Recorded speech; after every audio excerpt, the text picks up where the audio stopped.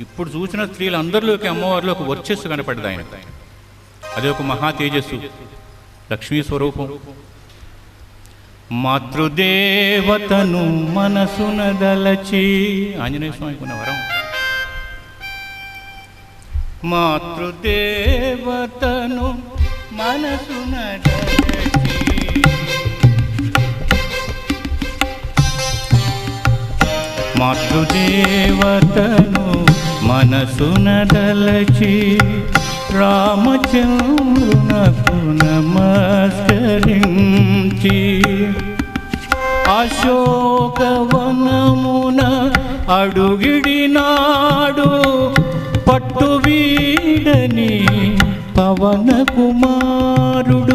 అశోకవనమున అడుగిడినాడు పట్టు వీడని పవన కుమారుడు.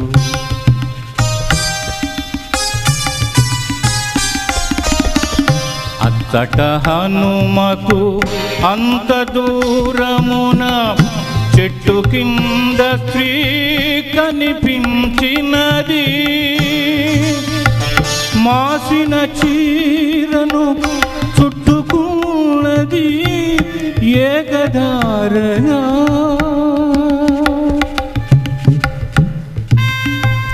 ఏకధారగా ఏడ్చుతున్నది. మాసిన చీరను చుట్టుకున్నది ఏకధారగా ఏడ్చుతున్నది. ఏకధారగా ఏడ్చుతున్నది.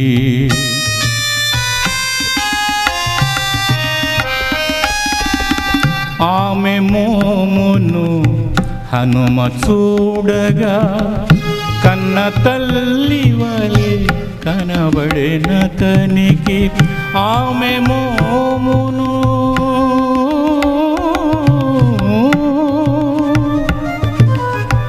ఆమె మోమును హనుమ చూడగా కన్న తల్లి వలె కనబడినతనికి.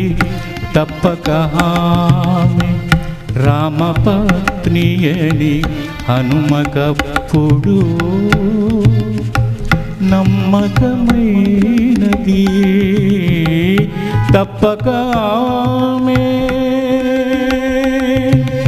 ఆ మహాతల్లి ముఖంలో అంజనీదేవి కనపడుతుంది ఆంజనేయ స్వామికి. ఆమె మోమును హనుమ చూడగా కన్న తల్లి వలె కనబడినతనికి. తప్పక ఆమె రామపత్నియని. తప్పక ఈమె రామపత్నియని హనుమకప్పుడు నమ్మకమైనది. హనుమకప్పుడు నమ్మకమైనది. మెల్లగా మారుతి పిల్లి కూనవలె ఇరుగుడు చెట్టు కొమ్మన చేరి. శింసుపా వృక్షం. మెల్లగా మారుతి పిల్లి కూనవలె ఇరుగుడు చెట్టు కొమ్మన చేరి. అచ్చట జరిగే అన్ని చర్యలను ఆకుల మాటున దాగి చూచెను. రావణుడు వచ్చి సీతాదేవిని పెక్కురీతులా బెదరించుటను. రాక్షస స్త్రీల వికృత చేష్టలను హనుమ చూచి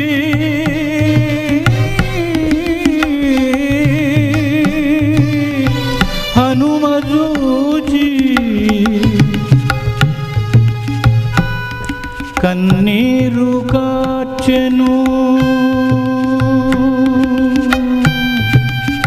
హనుమ చూచి అమ్మను సీతమ్మను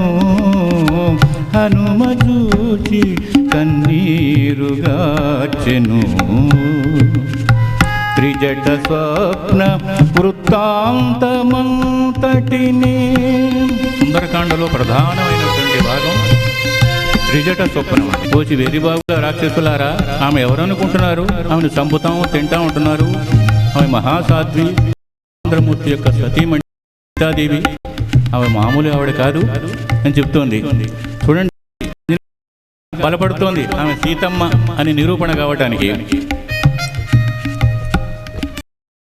త్రిజట స్వప్న వృత్తాంతమంతటిని వాయునందనుడు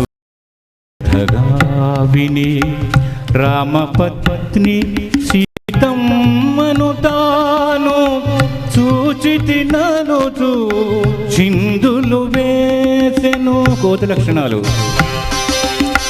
రామపత్ని సీతమ్మను తాను చూచితి ననుచు చిందులు వేసెను.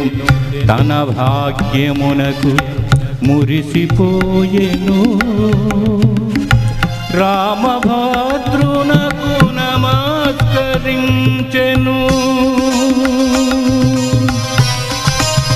రామపత్ని సీతమ్మను తాను చూచితి ననుచు చిందులు వేసెను.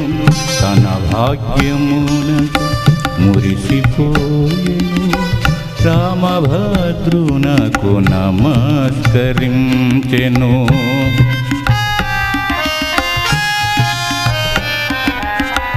అదను చూచుకొని వాయునందనుడు రామకథను సీతకు వినిపించి, ఆమె అడిగిన అన్ని ప్రశ్నలకు సరి అయినట్టి జవాబు చెప్పెను.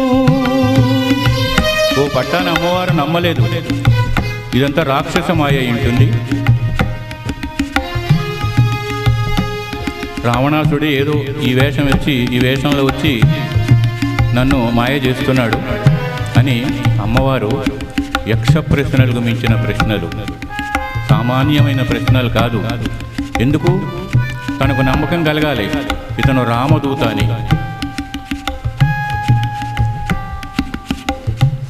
అమ్మవారు అడగవలసిన ప్రశ్నలను అడిగి రామచంద్రుని యొక్క మర్మ అవయవాలను కూడా గురించి అడిగిందటండి అమ్మవారు.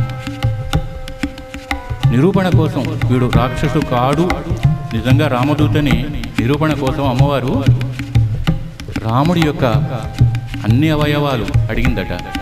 ఆంజనేయ స్వామికి ఏం తెలుసండి? పైన చూస్తాడు, కాళ్ళు ఎట్లా ఉంటాయి, కళ్ళు ఎట్లా ఉంటాయి, చేతులు చెప్తాడు. ఆంజనేయ స్వామి మోర్ దెన్ ఎక్స్రే కళ్ళు. ఆ ఎక్స్రే మన ఎక్స్రే కాదు, అటువంటి ఎక్స్రే ఎక్కడ లేదు. ఒక్కసారి ఎదురుగా ఏ రూపాన్ని చూసిన ఆంజనేయ స్వామి బ్రెయిన్లో ఫీడ్ అయిపోతాయటండి. ఎక్స్రేలో మన బాడీలో ఉన్న పార్ట్స్ అన్ని కనబడ్డట్టుగా ఆంజనేయ స్వామి మస్తిష్కంలో అన్నీ ఫీడ్ అయిపోతాయి. అందుకని అమ్మవారి ప్రశ్నలకు సరి అయినట్టి జవాబు చెప్పగలిగాడు స్వామి. అదను చూచుకొని వాయునందనుడు రామకథను సీతకు వినిపించి, ఆమె అడిగిన అన్ని ప్రశ్నలకు సరి అయినట్టి జవాబు చెప్పెను. అంగుళీయకము ఆమెకు ఇచ్చి రామదూతగా గుర్తించబడి, ఆంజనేయునిగా పరిచయమాయెను అమ్మకు తాను. సీతమ్మకు తాను దగ్గరాయను. సీతారాముల దివ్య చరితమును భక్తి శ్రద్ధలతో విన్నవారలకు సకల సౌఖ్య సంపదలు కలుగును. పుణ్యలోకములు సంప్రాప్తించును. పుణ్యలోకములు సంప్రాప్తించును.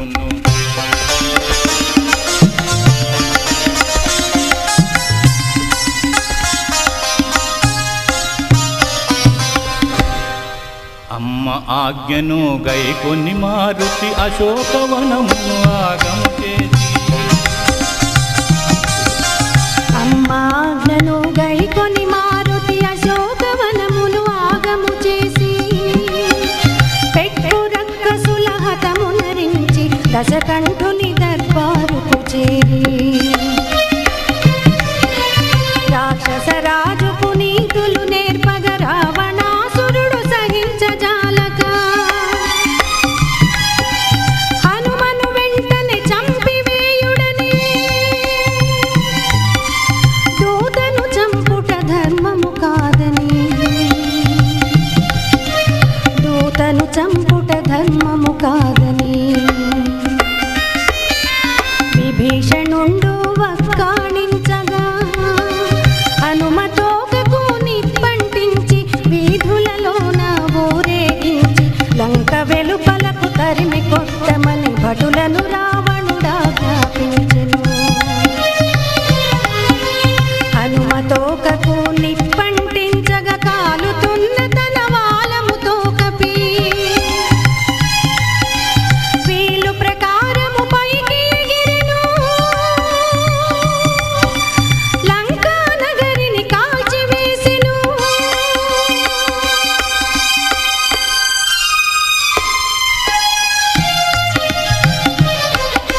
సీత దగ్గరకు హనుమ చేరుకుని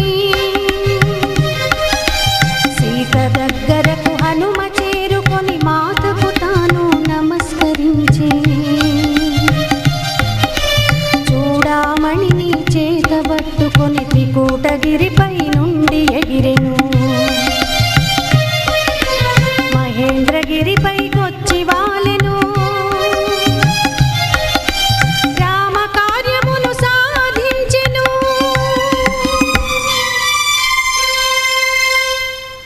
సూచితి సీతను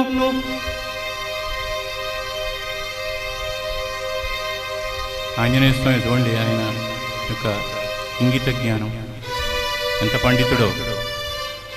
సీతను చూచానంటే రాముడు ఏమైపోతాడో తెలవదు. అందుకని సూచితి సీతను క్షేమమేయని సూచితి సీతను క్షేమమేయని రామచంద్రునకు నివేదించెను. చూడామణిని స్వామి కందించి రాముని కృపకు పాత్రుడాయను. చూడామణిని స్వామి కందించి రాముని కృపకు పాత్రుడాయను. జీవాత్మయగు సీత క్షేమమును పరమాత్మయగు రామునికి తెలిపి జీవాత్మయగు సీత క్షేమమును పరమాత్మయగు రామునికి తెలిపి ఆంజనేయుడు ధన్యుడాయను. ఆనందముతో పొంగిపోయెను. ఆంజనేయుడు ధన్యుడాయను. ఆనందముతో పొంగిపోయెను. ఆనందముతో పొంగిపోయెను. సీతారాముల దివ్య చరితమును భక్తి శ్రద్ధలతో విన్నవారలకు సకల సౌఖ్య సంపదలు కలుగును. పుణ్యలోకములు సంప్రాప్తించును. పుణ్యలోకములు సంప్రాప్తించును. శ్రీమద్ రామాయణమునందరి సుందరకాండ సమాప్తము. యుద్ధకాండ రాగం అభేరి, హిందుస్థానీలో భీంపలాసన.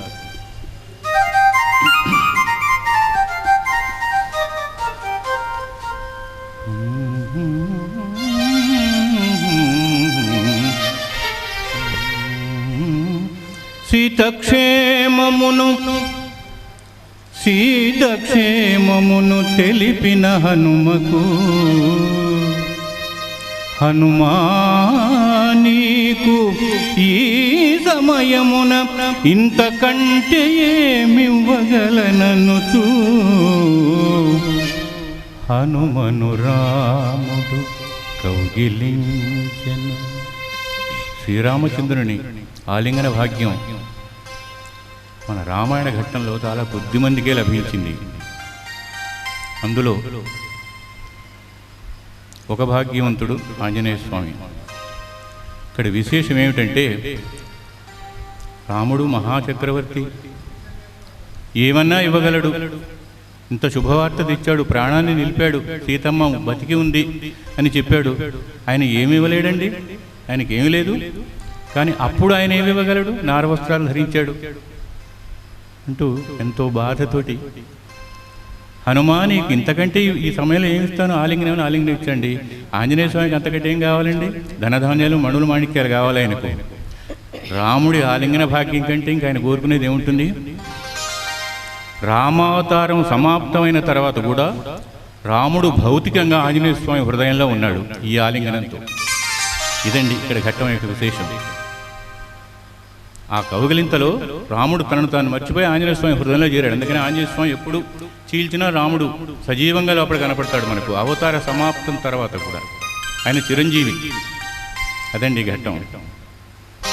సీతక్షేమమును తెలిపిన హనుమకు హనుమానీకు ఈ సమయమున ఇంతకంటే ఏమివ్వగలననుచు హనుమను రాముడు కౌగిలించెను. హనుమను రాముడు కౌగిలించెను.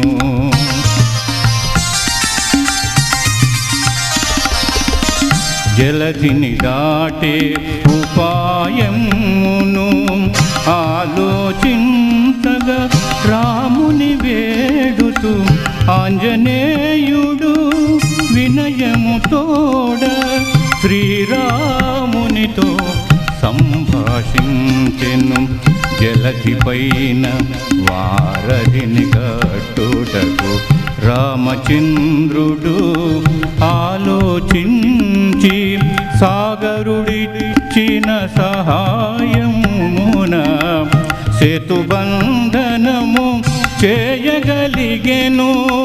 సాగరుడిచ్చిన సహాయమున సేతుబంధనము చేయగలిగెను.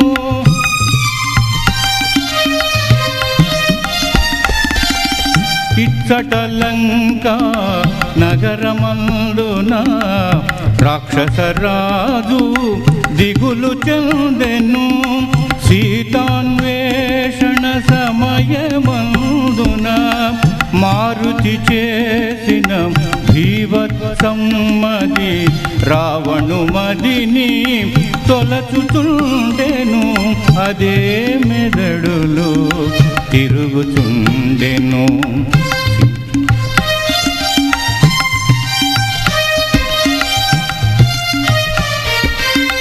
సీతలంకకు చేటు తెచ్చునని ఆమెను రాముని కడకు చేర్చమని విభీషణుండు ఎంత చెప్పినను రావణు మనసు మారదాయెను. సీతను వదలగ నిరాకరించి విభీషణుని అవమానపరచెను.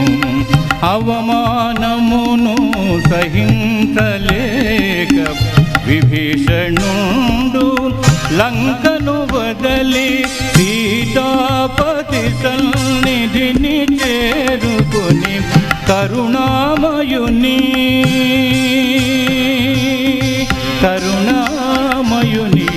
శరణు గోరెను.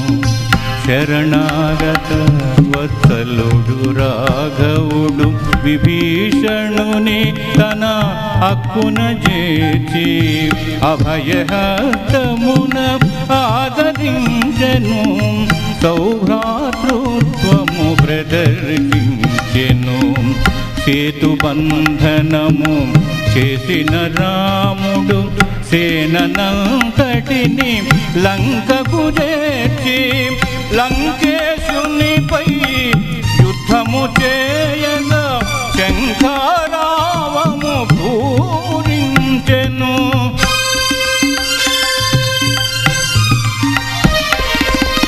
సేతుబంధనము చేసిన రాముడు సేనంతటిని లంకకు చేర్చి లంకేశునిపై యుద్ధము చేయగా శంఖారావము పూరించెను.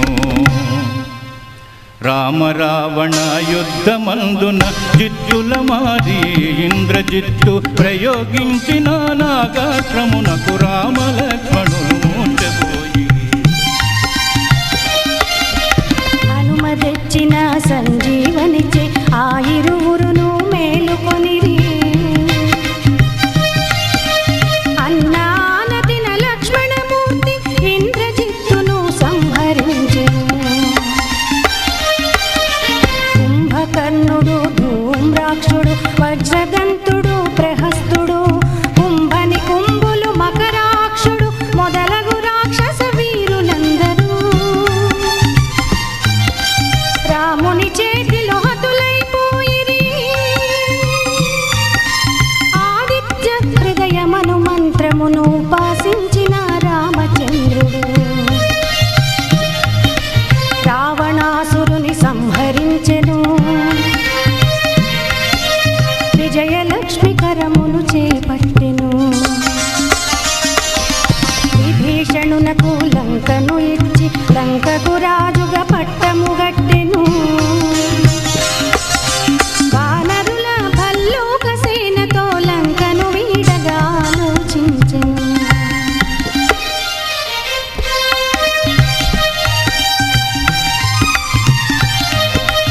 అగ్ని పునీత అయిన సీతను మిగిలినట్టి పరివారమంతటిని అగ్ని పునీత అయిన సీతను మిగిలినట్టి పరివారమంతటిని పుష్పకమ్ముపై ఎక్కించుకొని రాముడయోధ్యకు బయలుదేరెను. అప్పటికి 14 వర్షముల అరణ్యవాసము పూర్తి ఆయను. అప్పటికి 14 వర్షముల అరణ్యవాసము పూర్తి ఆయను. నంది గ్రామమునున్న భరతుడు అన్న రాకను తెలుసుకుని రామచంద్రునకు నమస్కరించి సింహాసనమును స్వీకరించమనే శుభముహూర్తమున పెద్దలందరూ రామచంద్రునకు వైభవముగా పట్టాభిషేకము జరిపించగా రాముడయోధ్యకు రాజాయను. రాముడయోధ్యకు రాజాయను. పెక్కు వర్షములు రామచంద్రుడు కరువు కాటకములన్నవి ఎరుగగా పెక్కు వర్షములు రామచంద్రుడు కరువు కాటకములన్నవి ఎరుగగా దేశమునెంతో సుభిక్షముగా ధర్మపాలనము సాగించెను. అందులకే ఈ లోకమందున నాటికి నేటికి ఏ నాటికిని అందులకే ఈ లోకమందున నాటికి నేటికి ఏ నాటికిని రామరాజ్యమాదర్శమాయను. సమాజమునకు శ్రేయస్సాయను. రామరాజ్యమాదర్శమాయను. సమాజమునకు శ్రేయస్సాయను. సీతారాముల దివ్య చరితమును భక్తి శ్రద్ధలతో విన్నవారలకు సకల సౌఖ్య సంపదలు కలుగును. పుణ్యలోకములు సంప్రాప్తించును. పుణ్యలోకములు సంప్రాప్తించును. శ్రీమద్ రామాయణమునందలి యుద్ధకాండ సమాప్తం. చివరి కాండ ఉత్తరకాండ బృందావన సారంగ.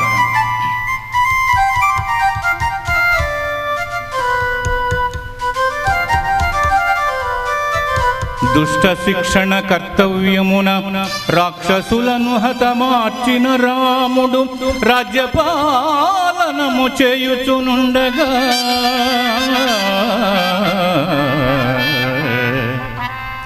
రామచంద్రుని అభినందించగా మహర్షులెందరో అయోధ్యకొచ్చిరి.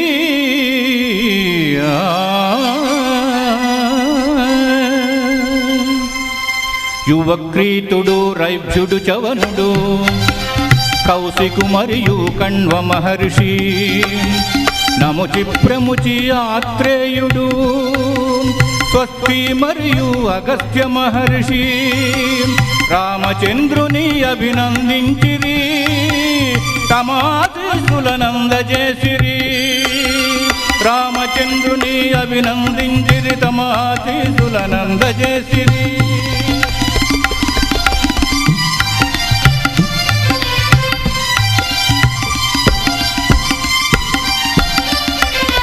వచ్చిన వారికి యథోచితముగా అర్ఘ్యపాద్యములనిచ్చి రాఘవుడు ఎంతో ఘనముగా సత్కరించెను, తన విధేయతను వెల్లడించెను.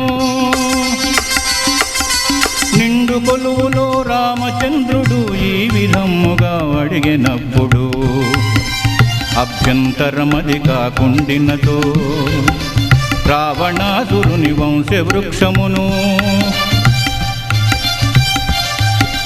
అతని జన్మ వృత్తాంతమును సభాసదులకు తెలియజెప్పమని అగత్యముని ప్రార్థించెను. అందరినీ నిశ్శబ్దపరిచెను. అగత్యముని ప్రార్థించెను, అందరినీ నిశ్శబ్దపరిచెను.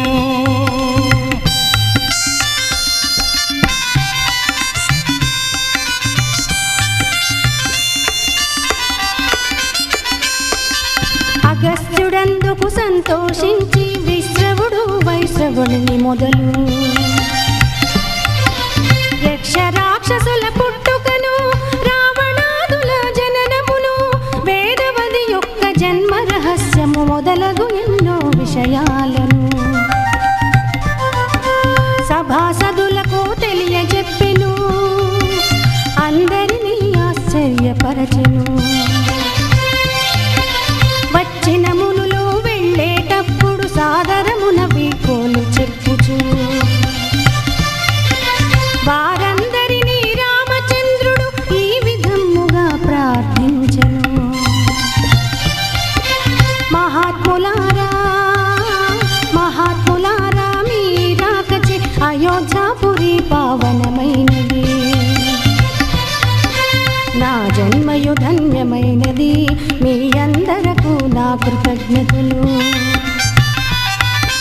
నే తలపెట్టిన అశ్వమేధముకు మీరందరూ విచ్చేయాలని వినయముతోడ రామచంద్రుడు వినయముతోడ రామచంద్రుడు వారందరిని ప్రార్థించెను. సీతారాముల దివ్య చరితమును భక్తి శ్రద్ధలతో విన్నవారలకు సకల సౌఖ్య సంపదలు కలుగును, పుణ్యలోకములు సంప్రాప్తించును. మార్గహిందోళ రాగం.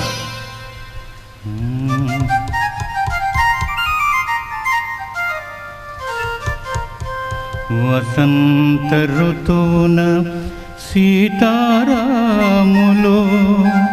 వనమునందు విహరించు సమయమున శూలాలైన సీతాదేవిని రామచంద్రుడు ఇట్లు అడిగెను. ఓ సీత నా ప్రాణహిత,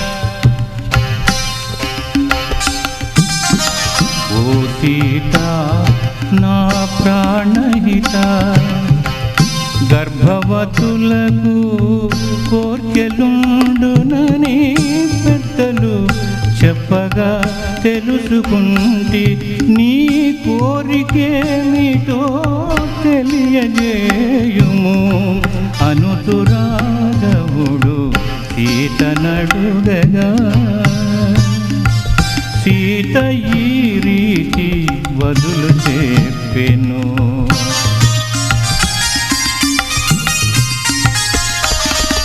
ఆగిరరి నదీ తీరమున ఈ కారుణ్య ప్రాంతమందున విలసిల్లే ముని ఆశ్రమాలను మరలొకసారి దర్శించాలని ముని పత్నులతో గడపవలయునని తన కోరికను తెలియజేసెను. అది విని రాముడు ఆశ్చర్యపడి, అది విని రాముడు ఆశ్చర్యపడి అలాగేనని తలనాడించెను. నొసటన రాసిన బ్రహ్మరాతను తప్పించుటకు ఎవ్వరి తరము అనుకొని రాముడు నవ్వుకొని సీత కోరికను తీర్చదలచెను. ఇక్కడ సీతమ్మ ఆలోచన వేరు, రామయ్య ఆలోచన వేరు. సీతమ్మ ఆలోచన ఏమిటంటే 12 సంవత్సరాలు, దాదాపుగా 14 సంవత్సరాలు, ఒక సంవత్సరం మిగతా 13 సంవత్సరాలు అరణ్యవాసంలోనే గడిపింది ఆవిడ. అరణ్యవాసం వెళ్ళేటప్పుడు ఎన్నో ముని ఆశ్రమాలను దర్శించి వారి ఆతిథ్యాన్ని స్వీకరించి పర్ణశాలకు చేరారు. అమ్మను మునిపత్నులు తన సొంత బిడ్డవలే, కన్న బిడ్డవలే చూసుకున్నారు. వెళ్ళేటప్పుడు అమ్మ శ్రీ మహాలక్ష్మి ఏదో వాళ్ళకి ఇవ్వాలని ఎంతో బాధపడ్డది. కానీ ఏముంది ఆమె దగ్గర ఇవ్వటానికి నారచీరలు తప్ప, అప్పుడేం ఇవ్వలేకపోయింది. ఇప్పుడండి పట్టమహిషి మహారాణి, ఎన్నో నగలు, ఎన్నో ఖరీదైన వస్త్రాలు మా దగ్గర ఉన్నాయి. ఇవన్నీ మూట కట్టిళ్ళి ఇప్పుడు తన గర్భవతి కాబట్టి ఈ విషయం కూడా వాళ్ళతో సంతోషం పంచుకొని మునిపత్నులకు సత్కారం చేయాలనే ఉద్దేశంతో అమ్మవారు మళ్ళొకసారి నేను అరణ్యవాసానికి వెళ్ళి వాళ్ళందరినీ కలుస్తా అని చెప్పింది. రామయ్య ఆలోచన ఏమిటి? 12 సంవత్సరాలు కష్టపడి వచ్చి ఇప్పుడు సుఖపడుతున్న రోజుల్లో మళ్ళా ఈవిడ అరణ్యాలకు పోయి మునిపత్నులతో గడుపుతున్నాడు ఆయన అనుకున్నాడు. అందుకని ఆయనకు ఆశ్చర్యం వేసింది. ఇది తప్పనిసరి కథాగమంలో ఇంకా వేరే కారణాలు ఉండొచ్చు. ఆయనకు ఆశ్చర్యం వేసిందట. ఏంటి అమ్మవారి కోరిక, ఏదో కోరుకుంటా అంటే ఇది కోరింది ఏమిటని. మరలొకసారి దర్శించాలని మునిపత్నులతో గడపవలయునని తన కోరికను తెలియజేసెను. అది విని రాముడు ఆశ్చర్యపడి, అందుకట రామయ్యకి ఆశ్చర్యం వేసింది. అలాగేనని తలనాడించెను. నొసటన రాసిన బ్రహ్మరాతను, రామయ్య ఆలోచన,